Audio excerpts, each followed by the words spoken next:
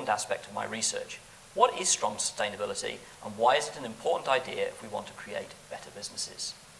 Like all our videos, the link to view and download the slides I'm using, including all the speaker's notes and all the references, is shown below the video. So I hate to start such a practically orientated topic with such an existential question, but why are we here? And as a practical bunch of business people, we often think that such questions are of little importance. But we do recognise that there's something good and special about what we as a species have managed to create for ourselves in the world today. And we freely acknowledge we'd rather like all the good stuff to continue and all the bad stuff to be improved over time. So actually, we're all interested in this thing called sustainability. But let's not forget that sustainable is an adjective or an adverb. We really ought to be specific about what we mean when we're talking about sustainability in business. What is it exactly that we want to sustain in our businesses? And who will benefit? And how much is it going to cost? And how long do we want to keep doing it for? And how are we going to measure it? And then we have another problem. The verb to sustain has some strong connotations of keeping things the same as they are now. But nature isn't like that. A river, for example, is never the same, even moment to moment, let alone over long periods of time when its course can change quite dramatically. And there's another wrinkle. What we want to sustain is a choice that we make, so it must be based on what we value. And two things are certain about our values. Everyone's values are different, sometimes not by much, but sometimes by quite a lot. And everyone's values change over time, quite often quite quickly. So back to the example of the river. Not only is the river changing all the time, but the person watching from the bank is also changing. So what I came to realise, as I hope you can appreciate, when we start to talk about sustainability in business, the inconvenient truth is it's not going to be simple. To sustain means keep doing the same things over and over again, whereas in the world that we live in, it's always changing, and we are always changing in it. I'm not going to apologise for this reality. The world is a complex place, and pretending it isn't doesn't seem like a smart approach. In fact, denying this important reality is highly risky behaviour, particularly in business. If you want to sustain something, your lifestyle, your business, your society, you have to come up with answers that consider your understanding of how nature works, your own personal values, and of course your current practical situation. How would you answer these questions for your business? As you reflect, it's worth bearing in mind the commonly accepted response, at least in the democracies of the global north. What we want to sustain is the maximisation of wealth creation so we can afford all the things that the public wants. Education, roads, public transit, healthcare, and various types of insurance, unemployment, social security and pensions. From my own research, I concluded that we frequently behave as if wealth creation is the end goal. We correctly recognise that our chosen economic system, wealth is required in order to create the public good, but by putting wealth creation first, we often forget why we wanted that wealth in the first place. So as I was reviewing all the social and natural science literature about sustainability, I needed to figure out my answers to these questions to guide my own research into business model design and sustainability. How should I define a sustainable business and a sustainable society? Note, I'm sharing this with you not because I'm trying to convince you that I'm right. I just want to be straightforward so you understand where I'm coming from. You will see from my other videos, when you use the tool that I developed to design your business, it's your answer to these questions that count, not mine. So what was my personal answer to these questions? I concluded that we needed a new collective goal. John Ehrenfeld, a recently retired MIT scholar, has brilliantly and inspiringly suggested that what we should aspire to sustain is the possibility that human and other life will flourish on this planet forever. What do I like about this definition of sustainability? What I like is that it actually answers the questions we talked about a moment ago. It includes the what. It's about the possibility of sustaining flourishing.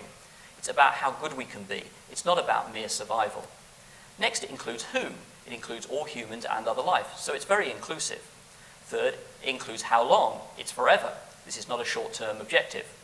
And fourth, while it doesn't directly talk about costs, it does start to indicate that there are going to be some things related to costs that are going to be hard to measure economically. So what's the natural and social science about sustainability that I found that supports this definition? The first big piece of evidence is the ecological economists' definition of sustainability, which they categorize as weak or strong. To be clear, the difference between weak or strong isn't a question of good or bad.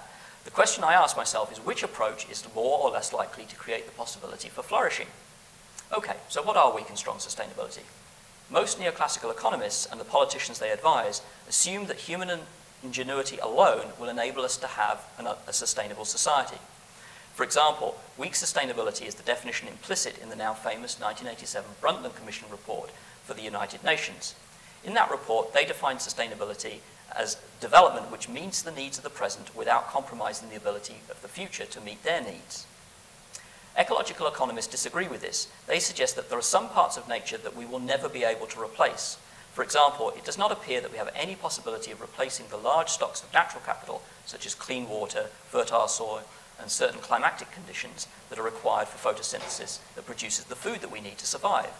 Another way of thinking about this is that there are two possibilities for having a sustainable society. Weak sustainability recommends that we should live off the interest from and draw down on the principle of our natural capital, as long as we replace that natural capital with a stock of manufactured capital of the same value. Whereas strong sustainability recommends that we just live off the interest generated from natural capital and not draw down on the principle. From my review of all the work of the ecological economists, the natural and social science that they depend on, my conclusion was that strong sustainability was the less risky option if what we want to sustain is the possibility that human and other life will flourish forever. The second piece of evidence that supports Ehrenfeld's definition of sustainability is the work of the natural and social scientists that are part of the Natural Step. The Natural Step is a science-based NGO with offices globally and supported by a global program of academic research. The Natural Step defines a sustainable society in terms of a set of boundary conditions, 3 of which relate to natural capital and 1 to all the human-related capitals, intellectual, manufactured, social, and financial. If we stay within these boundary conditions, in our families, businesses, and societies, we have the possibility for human and other life to flourish.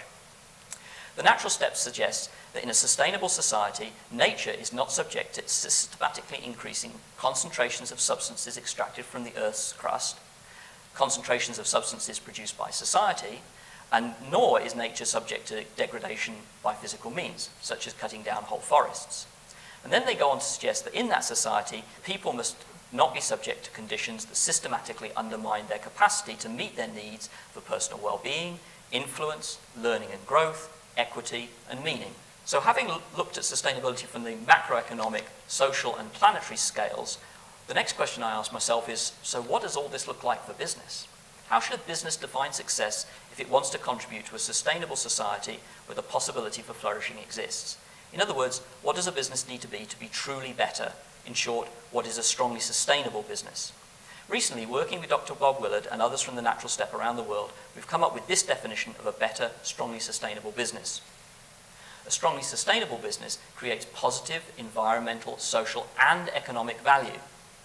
It does this throughout its value chain and network, so not just the financial economy, but the whole of society and the broader environment. And by doing this, it creates the possibility for human and other life to flourish on this planet forever.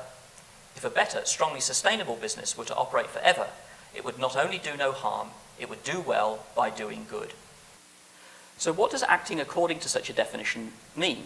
Primarily it means that to be better, businesses must recognize the true context for their operation. First, unlike businesses who only seek to maximize monetary profit, people in better businesses recognize that the context for business isn't just financial. They understand that the economy, the financial system, is something created by society, and that society has far broader concerns than simply money. Societies care about the well-being of people and seek to help everyone achieve their potential. But the economy and society aren't the only two contexts for business. People in better businesses also understand that society is entirely dependent upon the environment. Without clean air, water, and healthy soil, society would go bankrupt and we would all be out of business. So a better business has a business model that recognizes that its success is dependent on creating positive value in all these contexts, the economy, society, and the environment, for all firms in its value network. So a better business focuses on doing good environmentally, socially, and economically for all its stakeholders, and in doing so is more likely to be able to do well economically for itself. But hang on, why does doing good mean that better businesses are able to do well? First, better businesses are able to do a better job at managing risk. Businesses that solely focus on making money and who don't recognize their true contexts are very surprised when they're impacted by events that arise from outside those contexts. Things like climate change, water shortages, income inequality, and other megaforces now starting to impact firms worldwide. Ultimately, only focusing on doing well will have unintended consequences that will ultimately impact profits. Second, better businesses do a better job of understanding and exploiting the opportunities that are arising because of these same megaforces. Finally, because they do a better job of managing risk and exploiting new opportunities, better businesses are also more resilient. They're more likely to survive and flourish in the long term. In other words, better businesses are simply better. They are fitter for the increasingly uncertain future than businesses that believe profit maximization is their only concern. But how do you efficiently and effectively design a better business that reliably creates flourishing? After surveying the existing business design tools, I realized that these are only focused in designing profitable businesses, ignoring all the factors that lead to unintended consequences that we're all becoming increasingly familiar with. None of the existing tools help business people systematically identify the risks and opportunities of being a better business.